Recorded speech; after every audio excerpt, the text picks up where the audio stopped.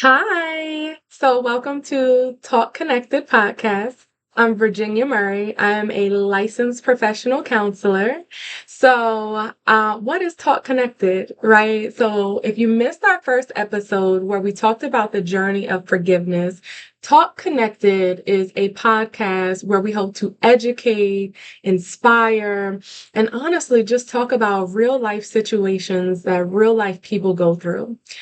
Challenges, whether it be with the mental health, emotional well being. We really want to cover a variety of topics where we can just connect the community, and just engage with each other.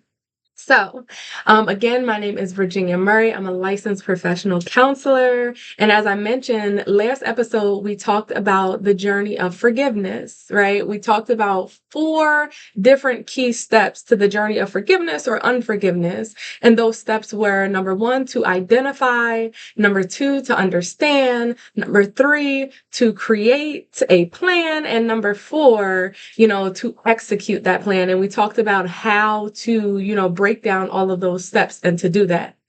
In this episode, we'll talk about one question that popped up as well in talking and discussing about the journey of forgiveness. I feel stuck. Right? Number one question that when people begin their journey of readiness to kind of take steps forward in healing or whatever it is that they so choose to do in their lives, when they are ready to move from one period of their lives to another, from one season or time to another season, just when you step in a zone of readiness or even trying to assess if you are ready, I feel stuck. I don't know what to do you know and you may even feel stuck as you've already navigated a season. You might be halfway through your healing period or something in your life and say, okay, I don't know how to move from this spot. Today, we're going to really talk about like what to do if you feel stuck. We're going to talk about what does it mean to be stuck, how to get started, how do I get out of a position where I can't move from mentally and emotionally, just through the everyday challenges of life. I always like to start off, with checking in on yourself. Just take a moment to ask yourself right now in the present time, how do I feel right now? How am I feeling? And we discussed last time, we could be feeling okay today. We could be feeling excited for the day. We could be feeling tired or exhausted. I really just want you to take a moment to check in with yourself, ask yourself how you're feeling, and then really shift into a space of, is there something that I may need right now if I have the space and opportunity? Or, later on in my day, is there something that I could give myself to decompress or feel better or in a different space than I am right now? Something that's going to pour into me. It could be painting, it could be reading a book, it could be just sitting in silence with a hot cup of tea or coffee. Whatever you feel decompresses you in this moment. And it's very important to point out that as you do your daily check ins, because I encourage you to do this daily, because every day is different. Every day brings something different, even the unexpected. How many of us have planned our day out, whether it be we've had appointments or said we're going to go to the gym or go for a walk or we're just going to chill for the day. And then all of a sudden, life kind of brings something up with the unexpected and it takes us off our pivot or it takes us off guard. And then we have to end up shifting, right? So I encourage daily check-ins just to see how you're feeling throughout the day. Is there anything that you can give yourself that you need for in that moment to help decompress you or decompress or even disconnect for a second to give yourself what you need? So, if you need to take a moment and pause this podcast and ask yourself how you're feeling and see if there's anything that you need today that's going to help you, please do so. Outside of that, we're going to get started and we're going to jump into I feel stuck. If you take a moment and you also just think about, where am I at in life right now? This is a question that I love to ask. Where am I at in life right now? How do I see myself? What am I doing with my life? Am I purpose driven? Am I intentional? Do I have a direction right now? Just take a moment and reflect on that question and ask yourself that. If you do, beautiful, wonderful, but even if we do have a direction in life that we're navigating towards, sometimes it could be like, I feel like I'm missing some parts. Like, what is my next step? What is my next step? So when we talk about, where do I start and feeling stuck, that could be different for everyone, right? Because everyone's starting point is going to be different. What works for one person may not work for another person. A starting point for one person is a different starting point for another because our journeys are so different. Our journeys are different in life. So it's very important to uniquely identify, right?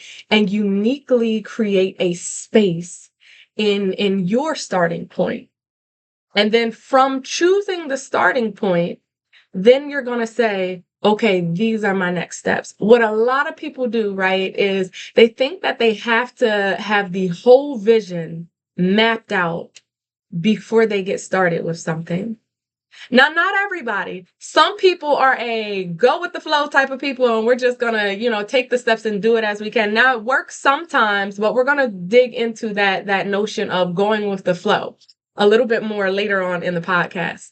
But if you are someone where you feel like I have to have it all figured out, planned out, I have to have steps 1 through 20, I have to know what I'm doing before I get started. You don't. You don't. Because the toughest part is figuring out where do I get started? And if you can find that question, the answer to that question, then you can say, what is my next step? And then from that step, you can say, what is my next step? Because if you're so busy planning steps 1 through 20 of what you want to do in your life, and you don't even know where to get started yet, look at how much energy is being poured into all of the effort and the work of creating, 20 different steps instead of the energy into focusing on where is my starting point, right? So how do you get started? How do you get started? Like, what do we need to do? Well, first of all, in order to get started, you have to assess your readiness. Am I ready to get started on this? And when I say assess your readiness, look at how you have equipped yourself and prepared yourself for the journey ahead. Because life's journey, like we said, the unexpected can come up. It's really an ebb and flow. It's up and down. So when we look at, really like the terrain of life, so to speak, how many of us know that the terrain of life is not just peaceful valleys and, just like springtime and butterflies and everything like that? The terrain of life takes us through ebb and flows. So we may have some mountains to climb. We may have some valleys to get through. Now, don't get me wrong. Yes, there will be some nice, peaceful springtime moments of peace, moments where we do get to rest, right? But the terrain of life overall, it's not just gumdrops and lollipops. Right. Which is why we have to kind of look at our lives and take more of an intentional, have an intentional mindset towards it. We have to be intentional with our lives. We can't just let life say, okay, do whatever you want, right? That's going with the flow of things. So I remember I was talking to this one individual. I was in my, years ago, I was in my internship, right?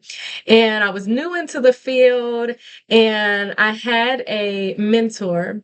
And one of the things that he said to me was, okay, how do you want to go about this session today? And I said, well, I'm just going to go in there and go with the flow and just talk.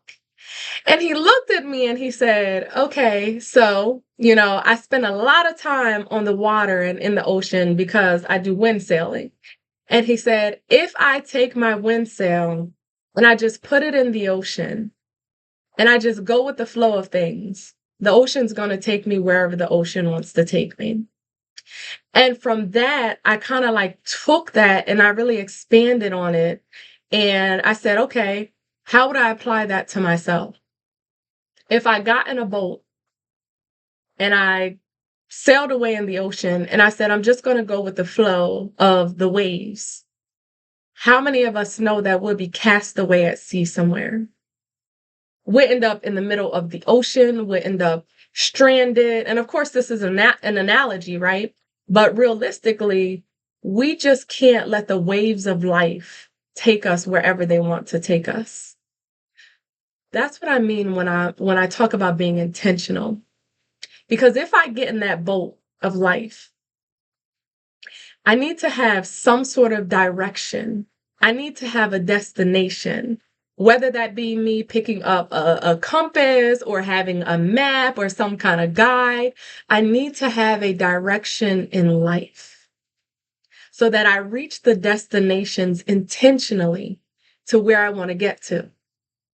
If you have a new event to go to and you've never been to the facility, the building, the place before, are you going to get in your car and just start driving and say, I'm just going to go with the flow. If I get there, I get there. I know the area that it's in, but like, if I get there, I get there. No, right? 9 times out of 10, or even 10 times out of 10, we are going to put our GPS on, right? The convenience. But it gives us some sort of intentional direction to get us to our destination. And that's what having a plan in life is. That's what intentionality in life is. I need to be intentional. I need to be intentional. I'm making up words here, right? I need to be intentional about the direction of life I'm going in and the destination that I want to reach. But here's the question. I feel stuck. Where do I start? And a lot of times that question, I feel stuck, comes up because sometimes people struggle with identifying and knowing what their purpose in life is. Not everybody knows what their purpose in life is.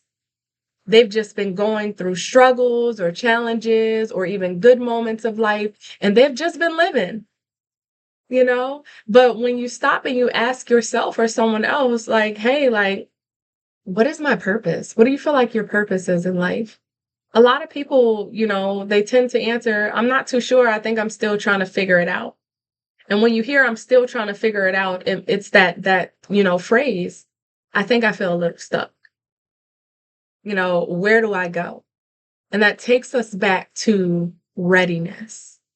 Sometimes we want to test our readiness for something to figure out where to start and how to get unstuck. And what I mean by test your readiness in looking at different consistencies in your life. Right? So what I mean by looking at different consistencies in your life, are there things in your life that you have been consistent in? Whether it be you said you wanted to start working out and you've been working out 1 or 2 times a week consistently, right? Like you started to do that. Consistency, when you have consistency, you have to have practice moments of things to prove your consistency. Now, what is consistency? Consistency is the quality, right, of either a positive change or a negative change in your life. Yes, you can have negative consistencies in things, or you can have positive consistencies in things. Let's talk about what positive consistencies are, right? So it is exactly what I just talked about. It is, I said I wanted to work out 1 to 2 days out of the week, and I've been doing that for the last 3 months. I've been consistent in that, right? I've proved positive consistency. Now, what is negative consistency? It is the act of doing something impulsive or, something that may negatively be affecting you.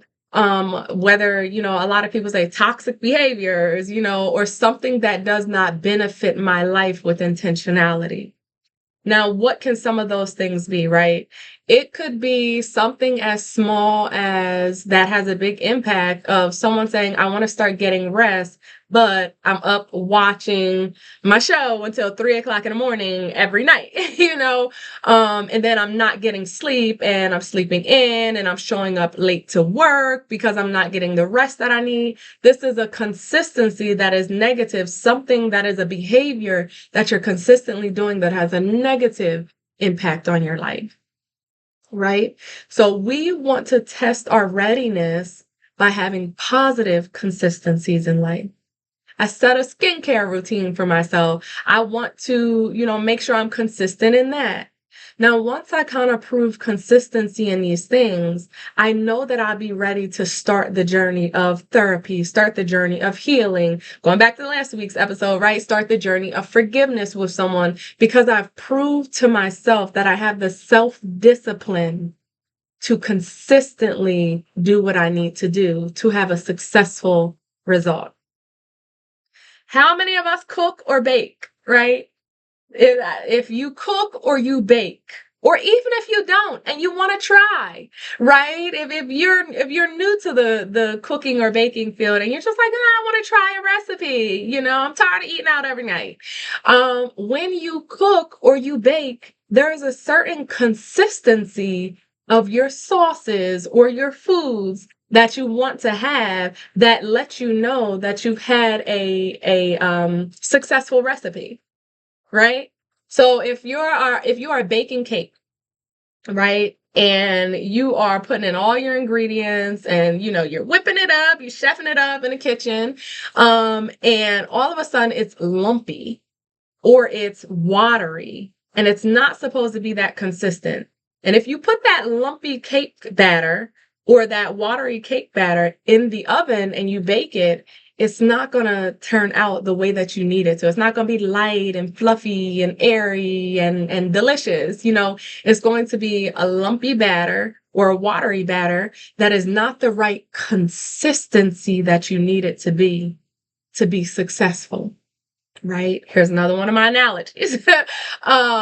So that's just an example of if you cannot have the right consistency in the recipes that you're making, right? Put that towards your life. If I am failing at having the right consistency with things in my life, I'm not going to have a successful outcome. I'm not going to be successful at the things that maybe I thought I was ready for or that I started. And it turns out, maybe I need to go back. Maybe I need to go back a step. And there's nothing wrong with going back a step because if you're not ready for something, your readiness has to be assessed and worked on. And you have to be consistent in it and you have to build up self-discipline. That's a part of your journey. That's a part of your journey. A lot of times people will say, I just feel like I keep failing and failing and failing and failing, and it is discouraging me. I'm getting hopeless. I'm starting to feel feelings of worthlessness because I cannot seem to achieve these goals that I keep setting out to do. At that point is when we need to have the conversation to realize your readiness, your intentionality, and your consistency to have successful results and outcomes are a part of your journey. We can't just jump into everything because of who we think that we are and how we think we're ready and just think we're going to have successful outcomes. 9 times out of 10, we're going to keep failing until we really take the time to work on readiness, consistency, self-discipline, and intentionality. And once all of that is in order, then we can shift into and say, okay, now I think I got it. Now I think I can jump into my journey and really start setting steps. So when we also talk about consistency, right? How long should we practice consistency? I mentioned just a couple of moments ago that sometimes consistency can be, am I doing 30 days of this? Am I doing 60 days of this? Am I doing 90 days of this? When I'm working with, individuals or, I'm speaking to people, whether it's like in the workshops or the speaking engagements, I always say, speaking of check-ins, right?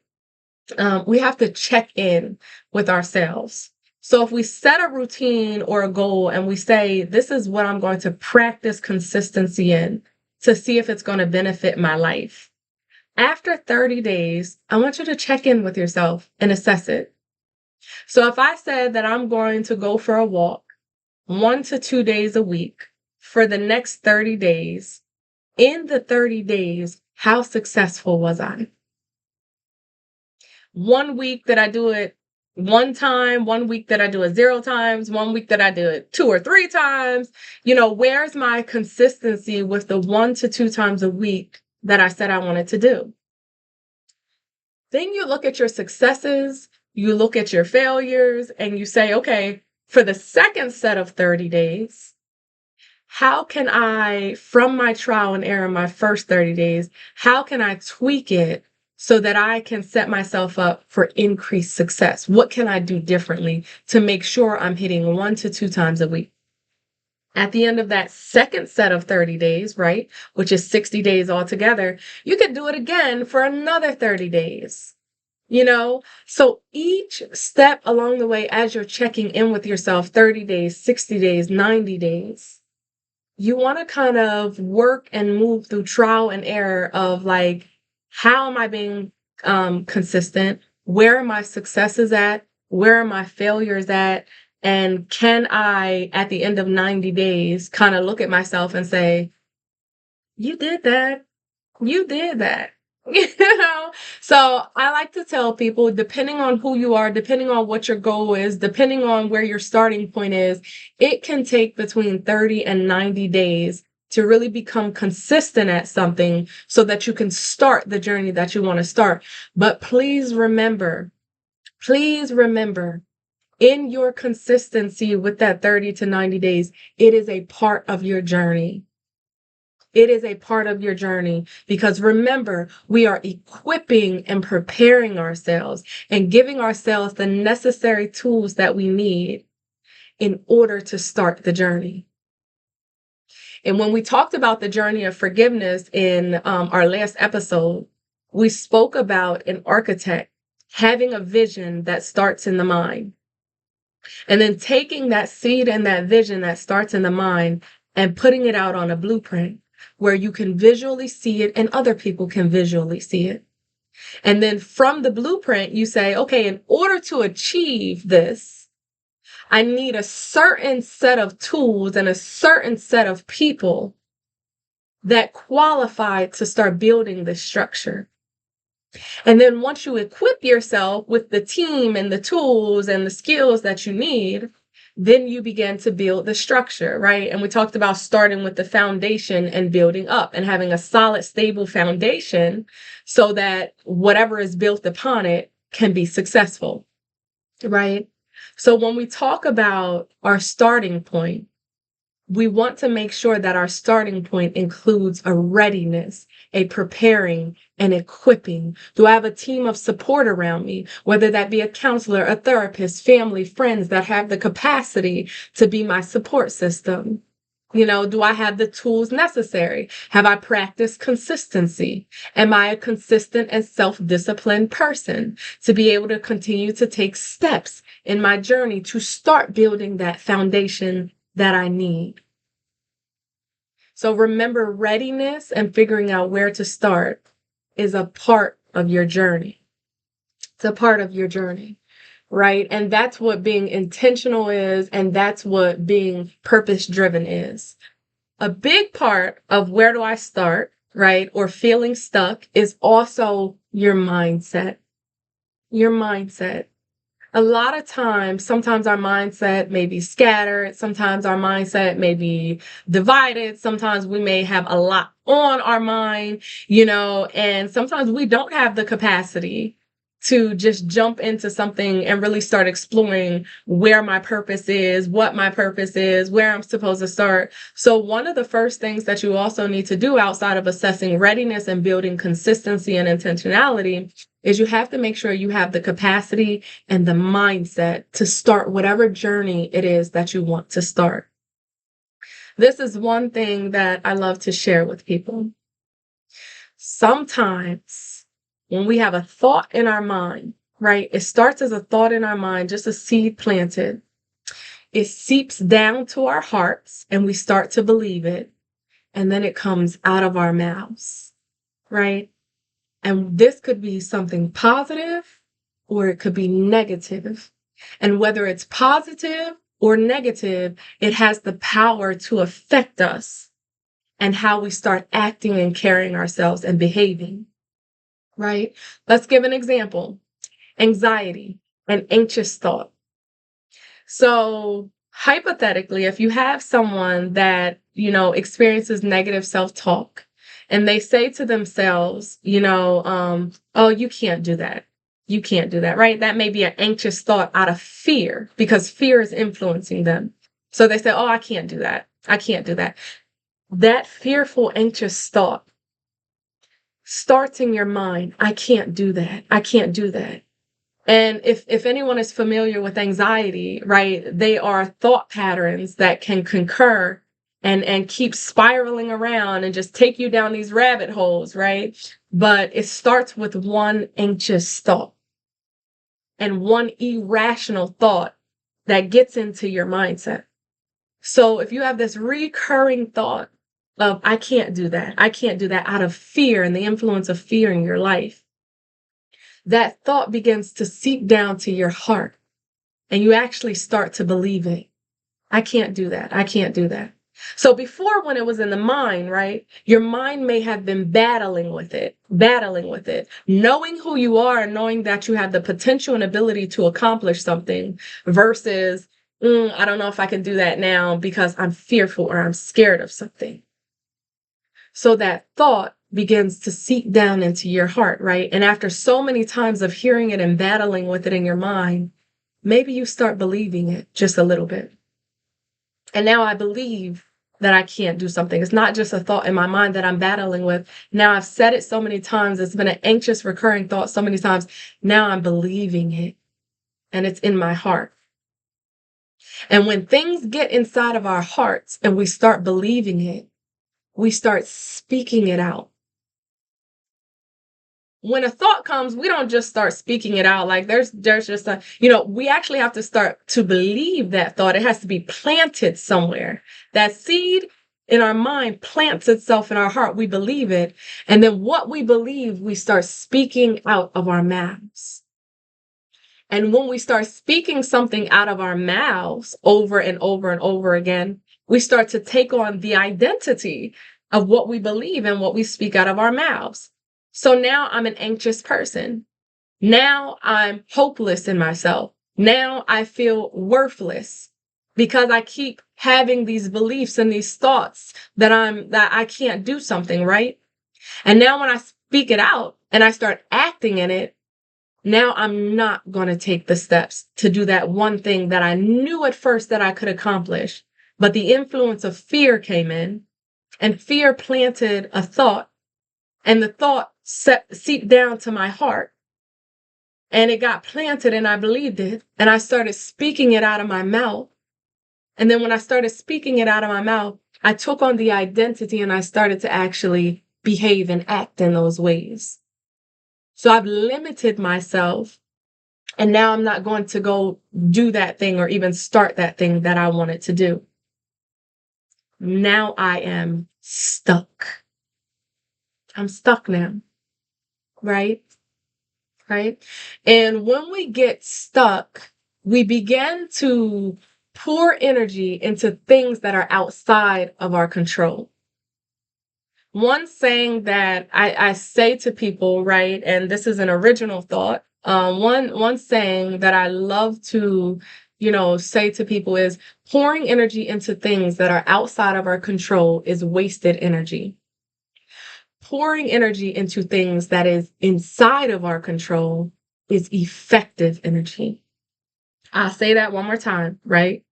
Pouring energy into things that are outside of our control is wasted energy. Pouring energy, our energy, into things that are inside of our control is effective energy. Why?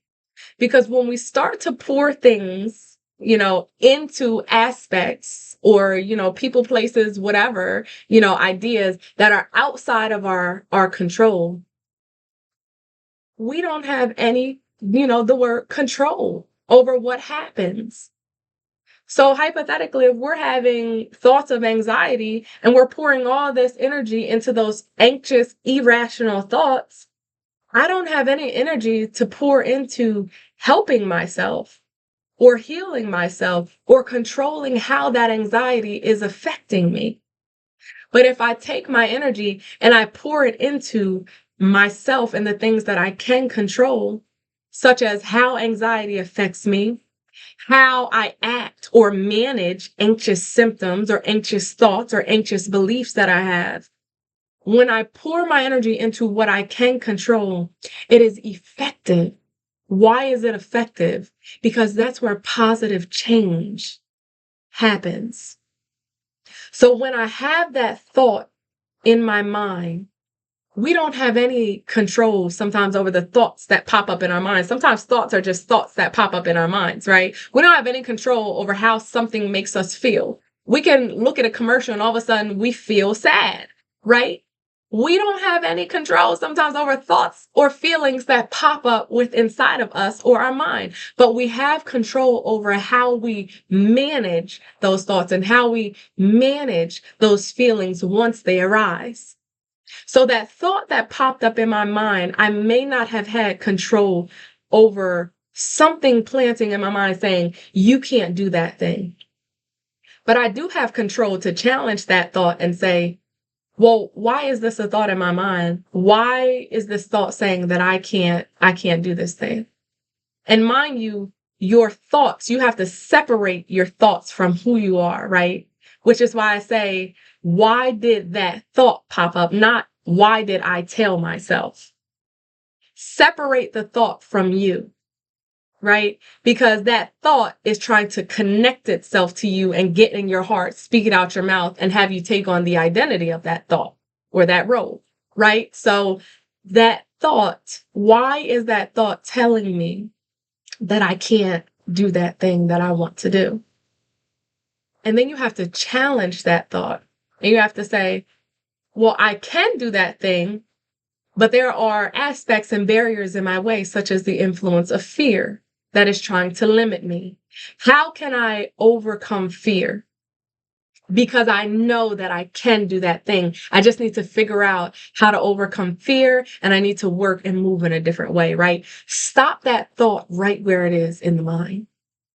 We can try our best to effectively control the thoughts and feelings that we have, right? And that doesn't mean that it's always going to work, but that's where consistency comes in, right?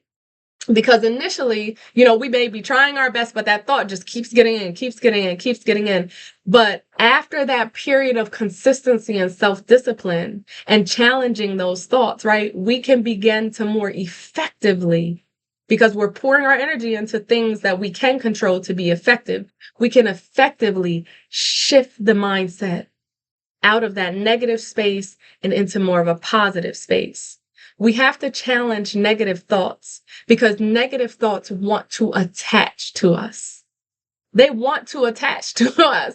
They want us to take on that identity, right? And it depends on what the thoughts are, right? Depends on what the thoughts are. But negative thoughts, when you think about if you've ever experienced depression, if you've ever experienced anxiety, if you've ever experienced, any type of mental or emotional impairment, we call them, in the clinical field, cognitive impairments. And what does cognitive mean? It's right here in our minds, in our thoughts, in our thoughts. So if you've ever experienced depression, how does depression make you feel? Hopeless, worthless, isolated, alone, lack of motivation, just makes you feel down, right? Makes you feel numb, makes you feel like you don't have a purpose or a self-identity. It makes you feel lost. But what are those feelings? They stem from thoughts that you have, right? If you've ever experienced anxiety, right? Some people may say like, oh, it's just like these irrational thoughts that are in my mind. And some people may say like, these thoughts make me feel paranoid. Like this anxiety, it keeps me from doing things that I want to do. These thoughts keep me in a negative space. They're very limiting to me. They stop me from accomplishing what I want to accomplish. And a lot of times when I talk about anxiety, as I previously said, I talk about the connection of anxiety to the influence of fear in our lives. Because anxious thoughts come in and they combat your capabilities of what you can do and what you can't do. Right? And not in every case. Some people have anxious thoughts where they say like, I have, thoughts that something's going to happen to someone. Right? But look at the influence of fear again in that situation. So if we have anxiety and you're having these irrational thoughts, what are they? They are thoughts. They start out as thoughts and they shift into how we feel. And then they shift into how we act, right? The mind, the heart, what we say, and then we start behaving and acting in a way. So we need to pour our energy into things that we can control, because that is how we are effectively creating change in and through our lives. Also, I want you to understand that when we do find a readiness, when we do start to kind of take off, I want you to work on and practice and encourage yourself. Encourage yourself about the small steps that you take, because they are so relevant. The small steps you take are so relevant. Oftentimes I hear, I don't want to celebrate myself or celebrate something that I have done until I accomplish my goal. The small steps that you take are getting you to your goal, and actually they pour in motivation for you to keep going. I used the example before of if you have to get to the roof of your home, right? I want you to put a ladder at the top of your home, from the ground to the top of your home, and you take that first step. Congratulations, you've started. Going from a place where I feel stuck to where do I start, and what you did before starting, right? The prepping and equipping place, you got the ladder. That was the tool that you needed. You set it up where you needed to set it up. You made sure it was secure. Then you took that first step of starting, analogy, of course, but you started. Now I can't go from the first step of the ladder and just jump up to the top of the roof, right? Let's imagine this is like a 2-story home. I can't just go from the first step to the top. But a lot of people say I'm not celebrating myself until I get to the top, because then I would have accomplished my goal. Every step that you take on that ladder to get you to the top of the house, which is your goal, right? Every step gets you closer, and every step is an accomplishment. When you think of video games, we'll use video games. If you play video games, right?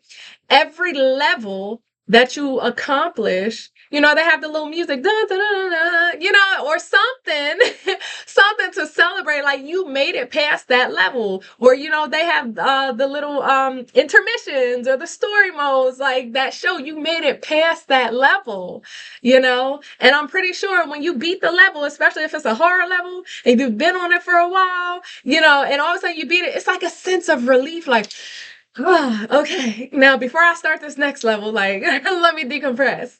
So there are levels to life. There are steps in life, right? And every step that you take and every level that you overcome is a step towards understanding what your purpose is, or fulfilling purpose, or being intentional in your life about the direction that you're choosing to go. So with every step and every moment, you get closer and closer and closer, but you accomplish something in your life. So, what I want to encourage you to do is also don't forget the little things. Don't forget to celebrate yourself. Don't forget to encourage yourself every step that you take along the way. And when I say encourage yourself or celebrate yourself, it doesn't mean that you have to, just sit there in that spot and really like have a party, right? You can have a party if you want to have a party, right? But don't sit there too long, because thus then the cycle of getting stuck kind of happens again. When we get caught up in either something positive or negative and we sit in that moment, in that space, we can get stuck again. And then it's just like, oh man, like I lost my focus. Like, where do I go? So when I say celebrate yourself, encourage yourself, you can just tell yourself, I did it. Like, I did that. Like, I did something that I said that, I wanted to do, and I set out for it, and I created my plan, and I actually did that. Go out to the grocery store and get yourself a piece of cake. They have the little individual slices. Get yourself a piece of cake. Go get yourself some pizza or some ice cream. Celebrate by going around friends and family, sharing the news, just sharing the good news and having the support of other people encouraging us. It really helps pour into us as well. Tell people all the time, we have to independently take our own steps in our own lives. But it's something about having the support of family and friends, or, other people around us, support systems that really help motivate us, and it pours into us in a certain way that we can't pour into ourselves. And if you don't have the support of family or friends, if you feel like you're alone in life, right? This is where, once again, start therapy. Your therapist will be your biggest support system. I cannot tell you how many times, whether to my clients or when I'm not around my clients, I am celebrating them and their wins, okay? They might come into therapy and they might say, you know what? Instead of having negative self-talk and judging myself and criticizing myself 3 times this week, I only did it once, but I'm celebrating them. And I'm saying, yes. Now, how did you get from 3 to 1? Because that's where we can be consistent again. How do we continue to get that down? I am celebrating my clients. So if you feel alone, if you're saying to yourself, I don't have friends, I don't have family, go to another support system, another avenue. Kind of like therapy, or find different organizations or hobbies, a book club. If you want to start going to church, find a church home. If you want to take up another hobby like a hiking club or a golf club or whatever it is that you're interested in, volunteering somewhere like a pet shelter, or just find somewhere where you can have a community and you can connect with just a few people or a multitude of people for support. That is so important, because how many of us know we have got to find our people, right? Not everybody is for us, realistically, but when we engage and we actually put ourselves out there, we can actually find our people. I always tell everybody, right? This is my little joke, a little jokey joke, right? I always tell people that I am a recovering introvert, right? Because I've been an introvert, or no, language is important, right? I was an introvert, kind of like majority of my life. And I realized that when I want to start like just surrounding myself with love and support, number one, I have to find things that interest me. What do I want to do to engage with the community and the people, right? And number two, like once you do start doing that to your capacity, right? Because you could still be an introvert, but also like to be around people, but like to be around yourself. And I know my introverts know what I mean, right? So find something in your community around you, whether it be online, whether it be in person, where you can connect with a person or two or a handful of people, just so you can feel, supported, or have those people that you can reach out to and you can share your good news with. and vice versa. If you're having a difficult day or going through a challenging moment, if that person has the capacity, you have someone that you can kind of, explore what's going on in your life to the best of their ability, right? Because our friends, family, support system, they are not therapists. They are not our therapists. But have someone that you can share what's going on in your life with. Sometimes when we get someone else's different perspective, it lifts the load of heaviness off of us because sometimes someone else may have advice on like where we could get started. And it's a perspective or opinion that we weren't even looking at or thinking about on our own. So open yourself up to finding an interest where you can connect with people if you feel like you don't have anyone, right? But I want you to still acknowledge and encourage yourself, because also nobody's going to pour into you the way that you pour into you. So today we kind of talked about where do I start and how do I get started? We talked about the prepping and equipping and building tools and community and support and what you need, in getting ready, in being consistent, intentional. We talked about how all of that is a part of the process, right? So I just want you to continue to give yourself what you need. Don't forget to check in on yourself. Again, this is Talk Connected podcast. I am Virginia Murray. I'm a licensed professional counselor. Take care of yourself, and I hope you have a wonderful day today.